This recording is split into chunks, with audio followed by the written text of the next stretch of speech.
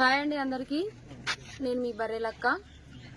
నాకు ఒక 1 వీక్ నుంచి వాట్సాప్లో ఒక విలేజ్లో ఉన్నటువంటి పిల్లల ఫొటోస్ అయితే వస్తున్నాయి. సో ఆ విలేజ్ ఏంటి అనేది కనుక్కొని నేను ఇక్కడికి వచ్చిన. ఆ విలేజ్ నేమ్ వచ్చేసి కోడేరు. కోడేరులో 6 years బ్యాక్ వాళ్ళ ఫాదర్ చనిపోయిండు. ఒక 1.5 year బ్యాక్ తల్లి చనిపోయింది.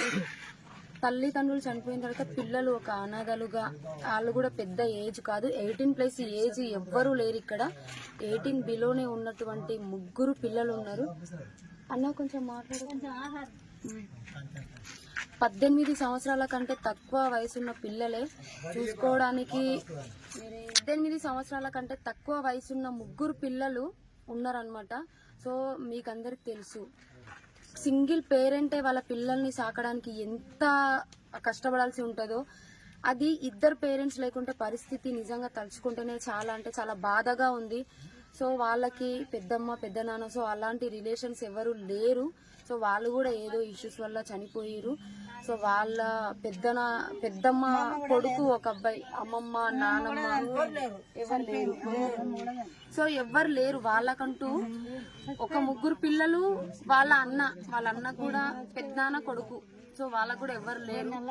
సో గత కొద్ది రోజుల నుంచి నాకు వాళ్ళ ఫొటోస్ అయితే వాట్సాప్ లో షేర్ చేస్తున్నారు. సో వాళ్ళకి ఏమైనా నీ వంతుగా హెల్ప్ చేయమని చెప్పేసి.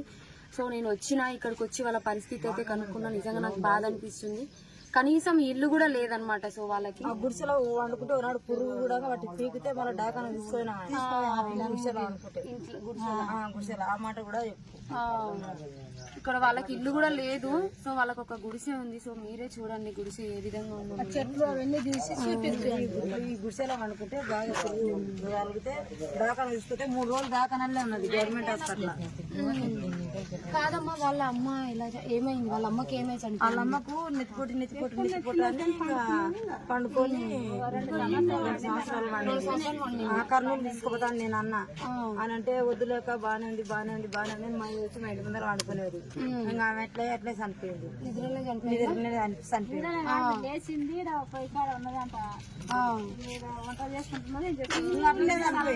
అట్లా అయిపోయింది. వీళ్ళ డాడీ ఏం చేసిండు, రోజు సంటరీ పనికి పోయేవాడు. వాళ్ళ అమ్మ చనిపోయి కూడా 5 సంవత్సరాలు అవుతుంది. 5 సంవత్సరాలు అవుతుంది. వాళ్ళ అమ్మ చనిపోయింది 3 సంవత్సరాలు కనుక 3 సంవత్సరాలు వాళ్ళ అమ్మాయి చనిపోయి 3 సంవత్సరాలు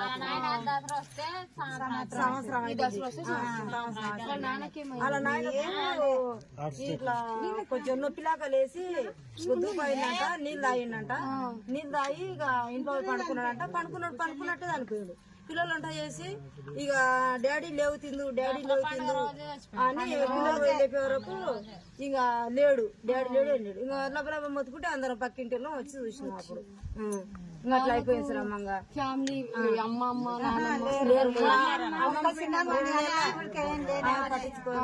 ఆమెకి ఏం లేదు. చిన్నమ్మ ఉంది కానీ విదేశాలు వాళ్ళకేం లేదు. వీళ్ళకి ఎవరు లేరు సిస్టర్లు. ఏం చెప్పున్నా మేము కొద్దిగా లేవాలి, అమ్మ లేవారు ఇంకా అనుకున్నారా లేవారని మేము పక్కింటిలో పలకరియాలి. అంతవరకు వాళ్ళకేదైనా ఒక దారి చూపెట్టాలి. ఒకటే అమ్మ, మీరు ఇంట్లో వాళ్ళ నాయనమ్మ చనిపోయింది, వాళ్ళ డాడీ చనిపోయింది, వాళ్ళ మమ్మీ చనిపోయింది. ఇంట్లో ఉండొద్దమ్మా. అందులో 2 కట్టెలు 5-6 కట్టెలు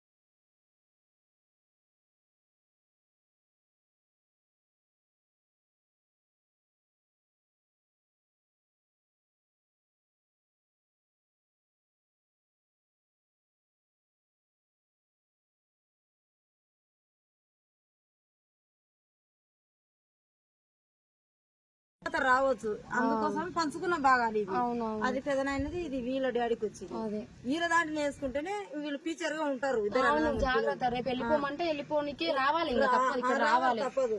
అదే మన దాంట్లో ఉంటే మన దాంట్లో మనం ఉంటాం. దీంట్లో ఉంటారు కదా, ఓ 2 రేకులు వేసినా కూడా దాంట్లో ఉండి ఇది 6 నెలలు గ్యాప్ ఇచ్చి ఇంకా దీన్ని మంచిగా మట్టి గిట్టి లోపల ఎత్తిపోసి కొత్త మట్టి పోసి కొత్త పాత వేసి వేస్తారు. ఇంకా దీని గోడలు లేపి రేకులు వేసి సిమెంట్ చేసి దీంట్లో వస్తేనే మంచిగా ఉంటుంది. అంతే, వాళ్ళ జీవితం అంతా మంచిగా ఉంటది. అట్లా వాళ్ళ పెళ్లిళ్ళు అయినా చేసినా వాళ్ళు మంచిగా బతకాలని యాక్టివ్ ఉండాలన్నా మన జీవితం మనం ఏదో ఉన్న దీన్ని ఉండాలన్నా కూడా ఇట్లా చేస్తే మంచిగా ఉంటది. సో చూస్తున్నారు కదా వీళ్ళ పరిస్థితి ఏ విధంగా ఉందనేది. ఆ పిల్లల్ని ఇప్పుడు పిలుద్దాం. చిన్న ఇంకొక బాబేడి మాటలు ఈయనకు మాటలు రావా? చిన్న చిన్నదే అంటాడు, మాటలు ఎక్కువ రావేమో. సో పిల్లలు వీళ్ళే అన్నమాట. చూస్తున్నారు కదా, అంత పెద్ద పిల్లలు గారు, చిన్న పిల్లలు. సో చాలా మనం ఖర్చు పెడుతుంటాం. సో మీరు ఎవరైనా సరే మీకు హెల్ప్ చేయాలనిపిస్తే కోడేరు మండలంలో ఇక్కడ వీళ్ళ ఇల్లు ఎవరు అడిగినా వాళ్ళు వస్తారు. సో మీ వంతుగా మీకు తోచింది చేయాలనుకుంటే వీళ్ళు చెప్తున్నారు కదా, ఇల్లు ఒకటి, అక్కడ వాళ్ళ పెద్దనాన్న వాళ్ళ ఇల్లు ఉంది, ఇక్కడ వీళ్ళ ఇల్లు ఉంది. సో మీ వంతుగా ఎవరైనా హెల్ప్ చేయాలి అనుకుంటే సో ఇక్కడ వీళ్ళకంటే ఒక చిన్న ఇల్లు కట్టిస్తే వీళ్ళు ఉంటారు. వీళ్ళది గుడిసే. ఆల్రెడీ మీకు ఒక పురుగు కరిచి త్రీ డేస్ హాస్పిటల్లో ఉన్న విషయం కూడా వాళ్ళు పక్కన ఉన్నటువంటి ఇల్లు చెప్తున్నారు. పేరెంట్స్ లేకుంటే ఆ జీవితం నిజంగా చాలా దారుణంగా ఉంటుంది. సో అలాంటిది పిల్లలు ఇలా ఉంటున్నారంటే మనమే కొంచెం చూసుకోవాలి. సో నా వంతుగా నేను చేస్తున్న ఒక హెల్ప్ ఏంటంటే, ఇక్కడ ఉన్నటువంటి ఆడపిల్ల ఉంది కదా, సో తను చదువుకోను, నాకు ఇంట్రెస్ట్ లేదు, కొంచెం డిస్టర్బ్ అయినా అని చెప్తుంది.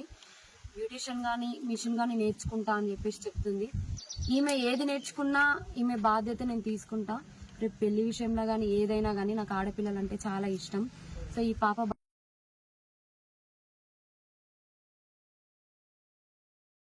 ఒక రైస్ బ్యాగ్, అలాగే పప్పు, నూనె, సో ఇవైతే హెల్ప్ చేస్తున్నా. దీంతో పాటుగా ఈ ఆడపిల్ల బాధ్యత నేను తీసుకున్నా.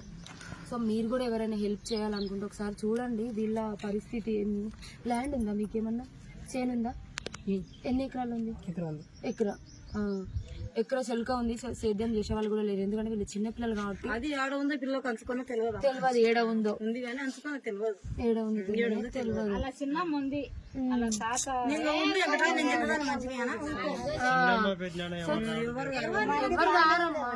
నేను చెప్పేది కరెక్ట్. భూమి ఉంది కానీ ఆ పిల్లకి అంచుకున్నా తెలియదు అమ్మ. చిన్న పిల్లలు కదా, తెలియదు. వాళ్ళు పెద్దగా అయినాడు, ఆ ఎకర భూమి వాళ్ళకి ఇచ్చిన్నాడు. అంతే మంచిగా అయితే అప్పుడు మీరైతే ఏం టెన్షన్ పడకండి. చిన్న మనకి ఎట్లాంటి కష్టం ఉన్నా అది చదువుతూనే పోతుంది కాబట్టి మీరు కష్టపడి చదువుకోండి అంతే, సరేనా? మంచిగా చదువుకో. మీకు ఏది నా నెంబర్ ఇచ్చిన కదా, చిట్టి నువ్వు ఏ మాట పడకు, నువ్వు ఫోన్ చేయి. నువ్వు చదువుకుంటే నాకు ఒక్క మాట ఫోన్ చేపిస్తే నువ్వు ఏదో బ్యూటిషియన్ కానీ ఏదైనా నేర్చుకుంటా అంటే నేను వచ్చి నీకు చూసుకుంటాను. సో చూస్తున్నారు కదా, నా వంతుగా నేనైతే సహాయం చేసిన. ఈ పాపకు నేను తోడుగా ఉంటా. సో మీరు కూడా ఎవరైనా హెల్ప్ చేయాలనుకుంటే, మీకు సాధ్యమైనంత వరకు ఇక్కడ పొలిటీషియన్స్ ఎవరైనా ఉంటే